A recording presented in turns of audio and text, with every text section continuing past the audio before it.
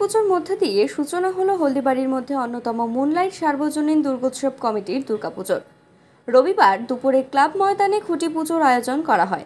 উপস্থিত ছিলেন পুজো কমিটির সভানেত্রী শর্মিলা সরকার সহ সভানেত্রী দেবী হোর, স্বপ্না রায়, বীণা পাল, মঞ্জু কর্মকার, রুমা সরকার, শুভ্রা দাস, সুপ্রিয়া রায়, সম্পাদিকা শুক্লা সরকার, রুবি দাস, সহ সম্পাদিকা মণ্ডলী তৃপ্তি সরকার, অর্চনা সরকার, পপি রায়, শিল্পী দাস, স্বপ্না সরকার, দীপা বোস, সুরভি বোস, সোলাঙ্কি বোস, স্বপ্না কর্মকার, তিথি দত্ত, শিপ্রা দাস, মিতা সরকার, কল্পনা রায়, উমা বর্মন রায়, ছবি সরকার, মৌমিতা কর্মকার, মন্দিরা কর্মকার, মনিকা দাশগুপ্ত, কোষাধ্যক্ষ মুন্না, হিসাবরক্ষক তমাল রঞ্জন রায় প্রমুখ।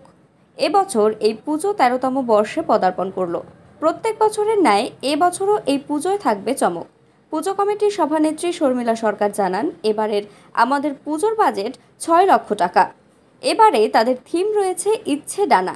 সমস্ত সরকারি নির্দেশ মেনে এবারও তারা পুজো করবেন এবং ৪ দিনব্যাপী সাংস্কৃতিক অনুষ্ঠানের আয়োজন করবে বলে পুজোর আয়োজক কমিটি সূত্রে জানা যায়।